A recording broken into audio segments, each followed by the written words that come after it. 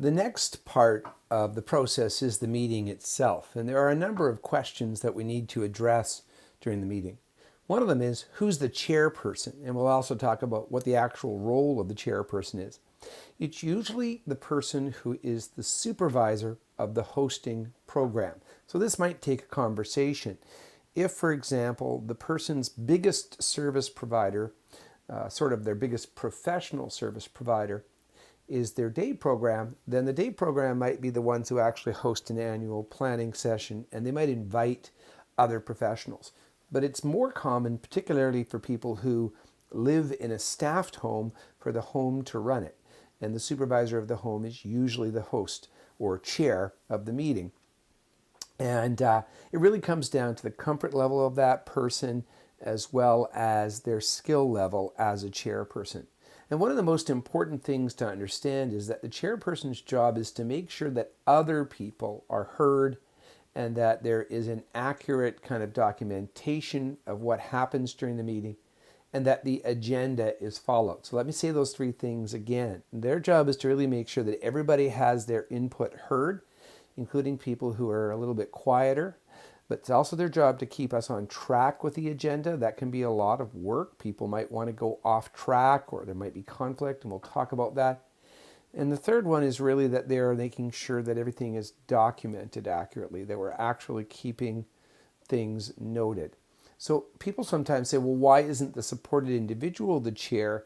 And it's not just a matter of skill, but also a matter of the idea that the chair's person is the person who usually speaks the least. Their job is to sort of pose the question and go around the table and make sure everybody is heard. And you'll see in a moment when I show you how we use the minute-taking form, how that might physically look. So the chairperson is usually the supervisor. And another role that we need to talk about and haven't a lot is something called the key worker. Now, the key worker is a person who works in that day program or in that residential program or in that drop-in program, and they are a line worker. They work on the front line.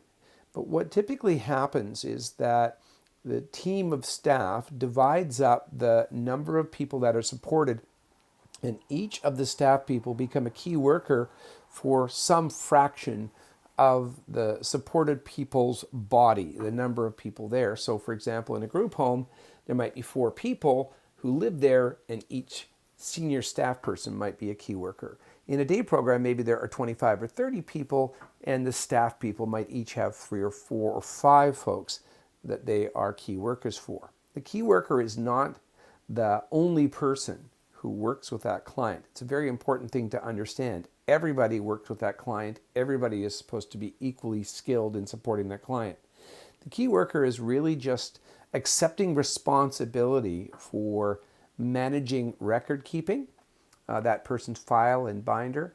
They are going to do the progress reports for that individual, and they're going to be that person's planner and advocate through this ISP process. So if you have 30 clients in your program, as the key worker, you might be responsible for helping to navigate through the ISP of 5 or 6 of them instead of all of them. So you would be kind of the representative of the staff.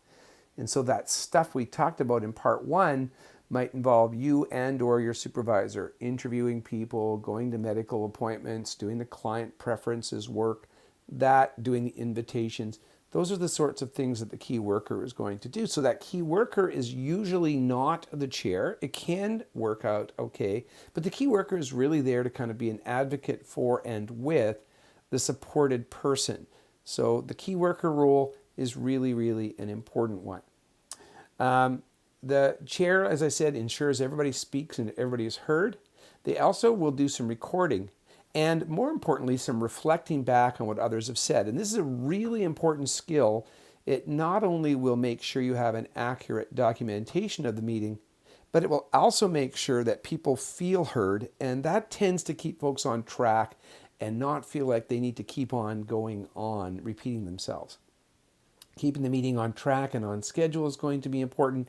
We're going to use some of our meta communication skills, and we're going to need to make sure that we are really aware of the time. And this is a skill that definitely takes practice. They're going to introduce the meeting, and they're also going to conclude the meeting, and there are steps that we want to take there. We're going to talk about the 5 Ps in the introduction in a moment.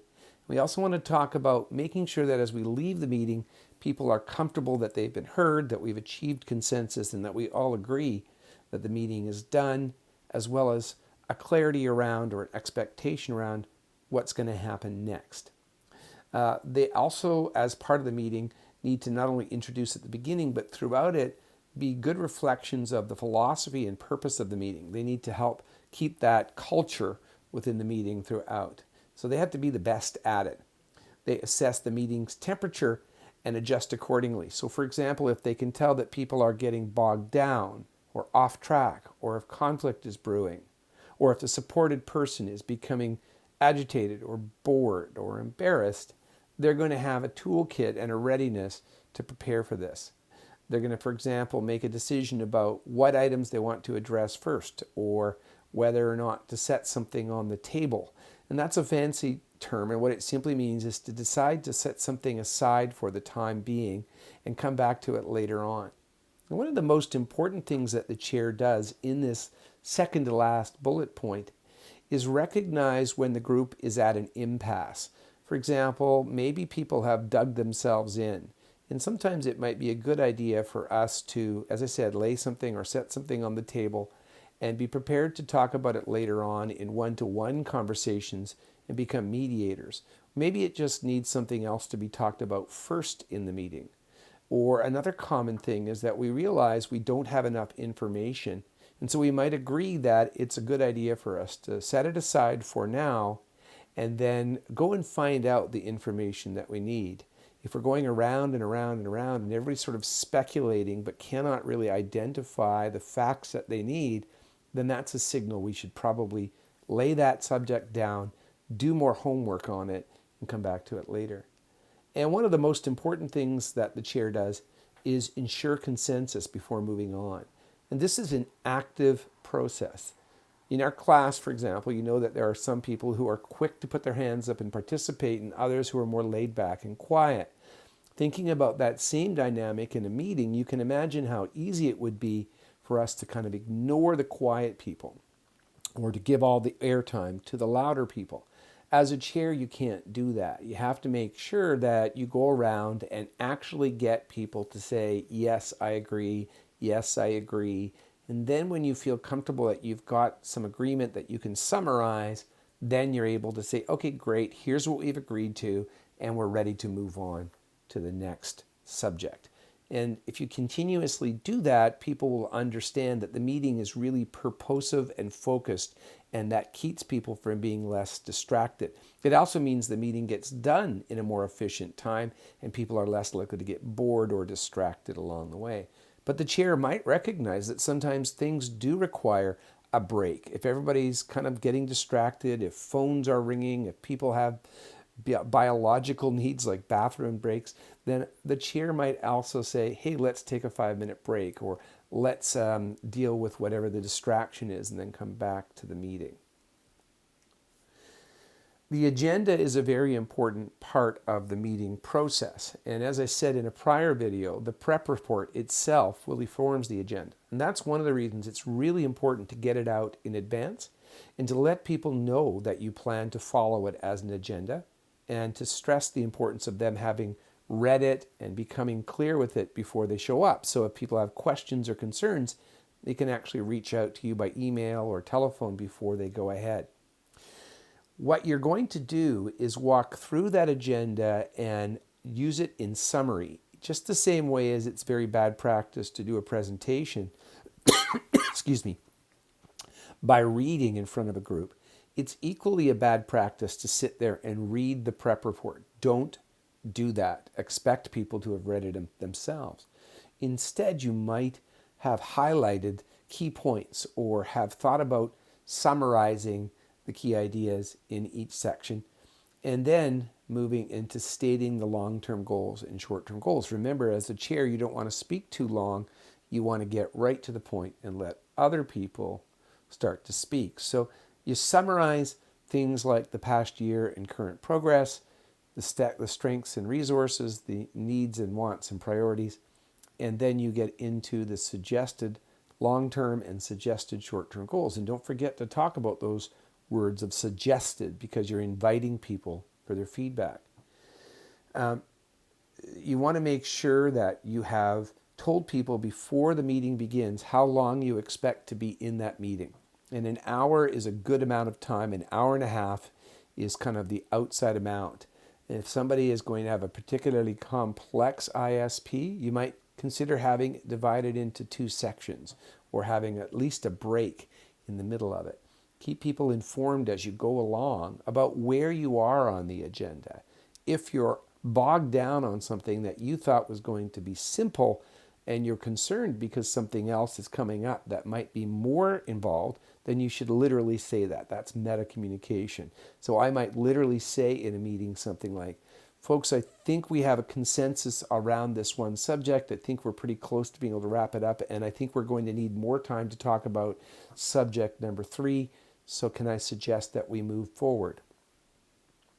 Again, you might consider when breaks and or celebrations will occur. And we talked about that in video 1. If you want to have a celebration, you want to have a meal or a cake or a barbecue or a tour of the program or something like that. Think about when that will best occur. It might be that the celebration is something that should happen before your meeting because it will help everybody to be kind of in the right spirit. On the other hand, you might know that your group will be motivated to get through the meeting more efficiently if you have your celebration afterwards. And I'll be honest and tell you that in my experience, the best meetings are the shortest meetings. They're the meetings where we've done almost all of the work before we get together. And we've done it by our emails and our phone conversations. And really the prep report is pretty tight by the time we get there. And when that happens, we get to the celebrations pretty fast and we can just sort of enjoy each other's company. It's important also for the chair to think about when and how the supported person will speak. Typically, we give them the floor first on each subject, and we might give them opportunities to do things like welcoming people or starting the process of going through introductions. So finding a way and describing and demonstrating the priority of letting that person have the central role is important. As I said, it's important to go around and check in with everybody, including those who are quiet. And even if all the person says is, I agree, that is a substantial amount, that is valuable contribution. The focus in the meeting is really on what are we looking to achieve in general? What are our goals? And in the meeting, it's very, very unlikely, let me say that again, unlikely that you will get to the point of a SMART Plus goal with a bunch of people around a table, many of whom have never had this training. So you don't need to get that far into things detail-wise. You will take the big ideas that people have given you during the meeting and you'll put forward something after the meeting in the form of a drafted a SMART Plus goal. So you just want to have a general aim or goal from people, and you also want people to accept responsibilities for things that they may take on, and we'll demonstrate that a little later on. What you're not going to get into here is a really detailed list of the actions a person would take. This is not where you're going to describe in really intimate technical detail what you as staff would do. That comes more in the third portion of the process in your ISP document. So instead you might talk about the general services, similar to the exercise that we did in videos 2 and 3. Recording is a very important part of the process, and it isn't just important because of accountability, because we have an accurate record. But if we record effectively, we can actually tell people how to go about, or how we are hearing them, I should say, and that will lead to effective communication. When people can see that you're writing down their thoughts, and when you're using them to describe the themes or the common ground of people, then they are much less likely to ramble on or try to dominate. So we're going to consider using the columnar minutes approach. And another approach that you might do some reading about is called the PATH, which uses paper on walls. Now, I don't have a video for PATHs here, but you can look them up. And because of the way we're going to be doing this, you're going to largely have to rely on the columnar minutes. But PATHs are great because with words and illustrations, it's very interactive. You put huge pieces of paper up on the wall and you navigate through a process there. So many agencies like to use PATH processes or something that's similar. So I'm going to take a diversion from the PowerPoint and bring up a copy of a form that's in a sample format and show you how I might use it.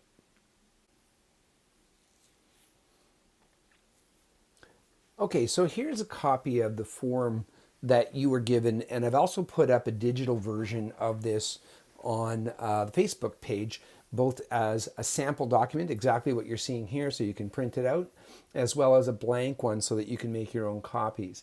Now, this is fictionalized, of course, but this gives you a bit of an idea of not only what I would write, but I'll talk about how I would actually write it. So I want you to notice that our supported individual, Bob Up and Down, is first. He's the person I would literally speak to first as I went around this subject. And you can see that I've got the names of every person up here, as well as their relationships. So, it's not a bad idea to have Bob's parents. I don't know why they all have different last names. Philodendron and Pat Mabutt are the father and the mother. And then we've got a CLBC worker, Petrified. We've got somebody from the DATE program, Myrtle the Turtle. And we've got the key worker. And notice where we are, the staff people who are running the program. We're kind of near the end. Now, I could have put this person here, share and share alike, if I wanted to make sure, if I felt, for example, that this person was likely to have kind of the best ability to describe Bob's perspectives, if Bob was somebody who was nonverbal. But it's not critical. The order here is really more symbolic. You can have them in any order and it can just fill it in as you go along. And then I'm the supervisor. I'm the one who's actually doing these. My name's Jess Kidding, and I'm the supervisor of Hanson House. And so I've got all that information at the beginning of the meeting, or I started it, written it down before. All these boxes are filled as at the beginning of the meeting so I don't feel rushed. And then I fill it out in as I go along. The first subject is diabetes care. We will fictionalize that our client Bob has recently been diagnosed with diabetes. And it's kind of an early onset form of diabetes, type 2. And so what we go around the table, we say, well, here's kind of the long-term goal for Bob. And we proposed one. And what we can see down here is that what we might have proposed is that Bob will get through his diabetes this year and still be on pills next year and only need lifestyle adjustments like exercise and nutrition. And you don't have all that background in real life, but that's what I'll tell you I might suggest to people. And then we're going to go around the table. So that's what I read from the prep report. And Bob's contributions are noted there. Bob says he feels scared. He doesn't want to take needles. He still wants to eat cake. And he's okay with swimming if that's what exercise means. Then we moved on to Dad. And Dad said, yeah, he thinks that, we should prioritize nutrition and exercise. So essentially Dad is agreeing. And he kind of heard what Bob said about cake. And so he said, well, why don't we see if there's some things that we can use that are alternatives to sugar. So after each of these people speak, I'm going to not only write it down, I'm going to have silence while I write this down. And that's kind of a weird social dynamic, but you're going to literally say, well, let me write down your thoughts and read them back to you in summary to see whether or not I've got the key ideas. Then I move on to Mom. Mom says, well, I agree with my husband. And she says, not only that, but I'm a nurse and I could even get you some resources. I might be able to get you some pamphlets or books and some recipes that will be good. Oh, excellent. Thanks, Mom. I made note of that. What about you, Petra? And Petra says, well, you know what? I'm going to try and get you connected up with a nurse from Health Services for Community Living, which is a special department. I'll have them come over and teach you some stuff and tell you how to best plan. And I want to see, for me, it's really important that in this individualized service plan, there's a subsection called a care plan. Okay, great. So let me write that down. Let me read that back to you, Petra. Okay, great. Sounds like we're on the same track. Hey, Myrtle, how do you feel at the day program about this? Well, you know what? She says, I think it would be great if we did some things. We could probably add some things to our agenda that are scheduled exercise for Bob. And we could probably find some ways to improve his menu or have some sugar-free options. And we actually have a pass that lets him go to the leisure center for free. So why don't we see if we can get some swimming happening more often? Oh, that's great. Thanks, Myrtle. Let me write this down. Key worker says, I will go out and I'll meet with the doctor. I'll meet with the pharmacist and I'll see if I can kind of put up a bit of a draft exercise and menu plan based on what a nutritionist says. And Jess says, well, I'll actually arrange an appointment for the nutritionist and we'll have that. I'll call that nurse when you hook me up, Petra, and I'll get that nurse to come in and do some training with my staff. And I'll make sure that we schedule monthly doctor's appointments and blood work so that we all kind of have a coordinated plan. Great. We've gone around the table. We've got everybody's input. Now Jess, the supervisor, has the role of saying, hey, let me see if I've captured things. It looks like we're all kind of in the same boat. Let me see if I can scribble down a goal that fits. In this case, we're lucky because probably our proposed goal is already going to fit. And if it didn't, we could make little adjustments. So I'll write down, oh, Bob will be able to manage his diabetes with pills, diet, and exercise by this time next year. Hey, luckily I can see that that's pretty close to a Smart Plus goal already. But if it isn't, I'll make it work later on. And I can sort of describe what the actions are that we are going to do, which is basically we're going to develop a care plan that's going to include these elements, and we can see what everybody's responsibilities are. Then, and this is literally done in handwriting most of the time, if you're a super fast typer and you want to do it that way and you have a template, that's fine, but usually it's literally done in handwriting. I take my pen and I literally draw a line underneath it and I put the next subject and I continue the process. I say, okay, great, sounds like we have consensus, sounds like we have an agreement. Let's move on to the next goal, and the meeting progresses from there. And a couple of other things. This could be multiple pages long, so you can identify the page numbers down here. And you'll notice that this has more columns than the form I've actually put up. Well, I might literally need to staple or stick another paper on here and have it actually be 2 pages in width. And that's totally acceptable as well. So you can see that this document, as rudimentary and kind of messy as it might look at the end, is a really valuable document because it keeps a record, but also it really lets us know how to kind of make sure people have been heard. So this is what yours should basically look like when you're done. Okay, now we're back to the PowerPoint, and let's go back to wrapping up this slide. What goes on that form really is important to understand. If you try to write every word that people say, you will find it exhausting and onerous and intrusive. So instead, you're really trying to get a sense of what people agree to and where people may have exceptions. You're making note of those things. It's very, very important that you don't try to change people's minds before you write things down. As soon as people can tell that you are going to try and change their mind, they'll dig in deeper and get defensive. So just simply writing down people's concerns is a very powerful gesture of the fact that you're taking them seriously and that you intend to deal with them. And the literal physical process of taking a moment to write things down tends to give everybody a chance to slow down and absorb and try to understand. You're not trying to record everything verbatim. In other words, in perfect quoting of people, unless it seems really important to the person that a specific phrase or way of saying something gets included. You're trying to summarize, and you can reflect back to people just as we have in our active listening exercises like debriefing.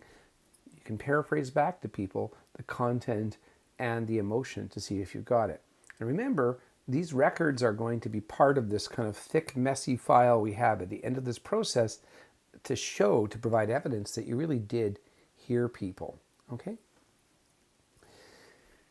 Part 2 in this process will be kind of thinking about potential issues that might occur. You'll notice that this is a little bit different than your slide that you have, but that's because I've cut and pasted something I mentioned earlier. So one of the things we can do is really anticipate and do preventive work to try and create a culture or an atmosphere where conflict is less likely. So one of the very first things that happens at the beginning of the meeting, if I'm the chair, is that I go around and I have everybody introduce themselves, starting with the supported person and then with their family. And those people say who they are, they write their name and their phone number or other preferred contact information on a piece of paper, and we just keep going around the table. And so everybody kind of gets to know everybody else. And The purpose of the meeting is the next thing I'll talk about. And really, it's a very simple purpose. I don't feel like I need to go on at length, but really it's to evaluate and celebrate the progress made by the person over the prior year, as well as to help them set goals for the coming year that will make their life better. And that's really the idea, that we really want to philosophize or be clear that this is about helping the other person to have a better quality of life. It's not about tackling specific issues or behavior problems, because we are taking this PSR view that if we help people have a better quality of life, those things will improve. We want to remind people of some basic philosophical ideas, things like privacy and dignity, the idea that we are person-centered, we're here for that individual, that we're respectful, that we're going to be democratic, that we're going to be accountable and take note of things, and that we're going to try to reach consensus. If your agency has a specific policy, for example, if you are required to get your documents out by a certain time, or if your agency expects you to have certain types of preparation work done ahead of time, you might talk about that. You can just simply describe what the process will be. So for example, I would say to people at the end of today, we'll have an idea of what matters to people and who is willing to do what. And the next step will be that we'll produce a draft plan that we send out to you for your feedback. And not only would I use that last bit to introduce the meeting, but I'd also use it at the end as I'm wrapping up to tell people what's coming next.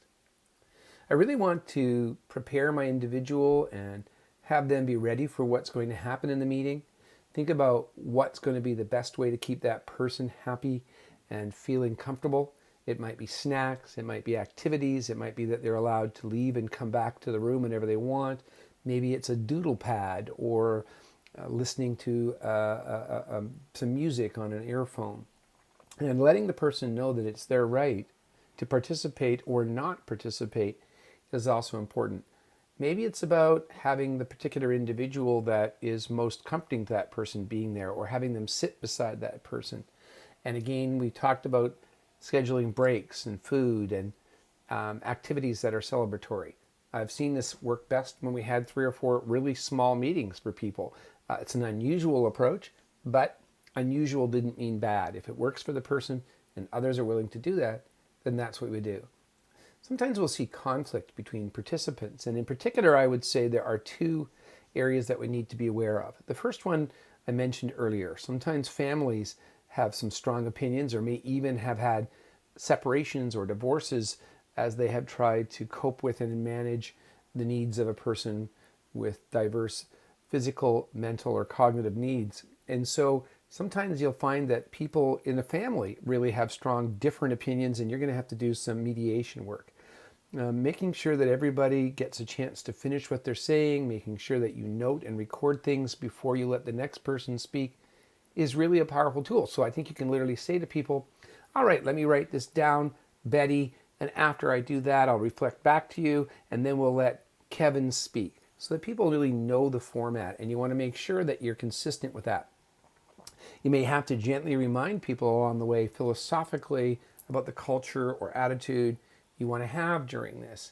And in some cases, you may need to think about how you actually structure the meeting. Sometimes people will tell you, I don't want to be at the meeting if my ex-husband's going to be there, or I don't want to sit beside my ex-husband, or I only want to be there for this portion, so could you please put it on the agenda first? Sometimes a lot of that mediation work happens before we even get in the room, and we've accomplished some of that over the phone before we ever get there, and we have a bit of a raw plan. Another conflict that might surprise you is between professionals. And I'm not proud of this, but I see lots of examples of where professionals do what I call territorial protection or turf wars. And they really worry about being the most wise or the most right or owning parts of the process.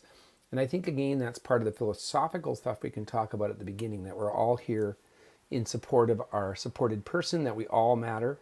But sometimes it can be really difficult if you have people who have very different perspectives. And again, I think about a lot of the work that goes in preparatorily. And it's also about the demeanor and calmness with which you respond. Because, for example, if you're the supervisor or key worker at the group home, and a social worker or a day programmer says something that sounds accusatory, you have to be able to hear it without responding defensively. And I'll teach you a really, really simple thing that I have learned to do, which is to start off by saying what I agree with and not even worrying about saying what I disagree with. So it's a strange phenomenon, but it's an amazing thing. If you can find the common ground with people, you'll get a lot further. For those of you who've taken semester 1, you want to go back and remember what you learned about hear, care, and return, the conflict resolution tools. They're really making sure that you hear the person's entire statement, that you empathize with them and acknowledge what they said, that you restore and maintain calm within yourself, that you seek common ground with people, and that you describe what you can do. So give you an example of this scenario. A day program and a group home are disagreeing about who should give medicines. It would be really easy to get into an argument with the day program about whether or not they should give medicines. But at the end of the day, you're probably not going to win that argument because you don't own or run that program. So instead, you might start to say, okay, I can hear your challenges, what's difficult for you in this process and what your concerns are. You're concerned about safety, you're concerned about accountability, you're concerned about liability. So let's see if we can focus on some possibilities. Can you think of any ways that we might solve the problem or we might address it? Ask the person to give you alternatives and throw out some possible alternatives yourself and really try to work through that scaffolding process. If you really can't get there, sometimes you need to say, well, let's have a side discussion and come back to this, or let's go back to our drawing boards and come up with some ideas and see if we can come up with them. For example, you might say, in this case with the medicines, well, let's talk to the doctor and see if there are alternatives around when this person takes their medicines or the type of medicine that they take. Another thing that for us is a big issue is distraction or people who detour from the agenda. And it's very, very common for people to just lose their way. They come in with one or two particular issues that they want to talk about. Often they're very detail oriented and you don't want to interrupt people and tell them they're off track. So usually I let people go for a short while, let them kind of get it out. And when there's a natural pause, I'll say to them something like, oh, that's a good point, John. We're going to be talking about that in the third area of the meeting. Can we put that on the parking lot, or can we write that down on the chart here and we'll get to that a little later? Or sometimes you can tell that everybody wants to talk about that item and it's the big kind of elephant in the room. So you might as well agree to move that to the beginning of the agenda. It sounds like everybody wants to talk about this, that this is the biggest priority. So let's start with that. It's a really good way. Sometimes it's as simple as reminding people about the fact that we have a time limit, or asking folks if they can give us a specific suggestion. Do you have I like to ask this question. Do you have an idea or do you have a suggestion here? Reflecting back to people what they've said to you, and they often may feel like they don't need to continue going on. These are all good tools. Being really good at managing people who are particularly talkative is one of the most important things you can do. So sometimes you might set a limit. You might say to people, okay, it looks like we have about 20 minutes left in our meeting. We got 5 people. So it means that we have about 10 minutes per subject. And that means probably every person will get 1 or 2 minutes at most to speak. So if we can keep people kind of on that, I think we'll get through our meeting effectively. It's also really important to understand that people come in with different agendas and understanding what really matters to them. There's no secret solution to this. If people come in, for example, wanting to make somebody else at the table look bad, or because they have bad blood with that person, there's not a lot that you can do. Sometimes, though, it's about really asking people or reframing for people what they're saying in a way that gives it some credence or some honor.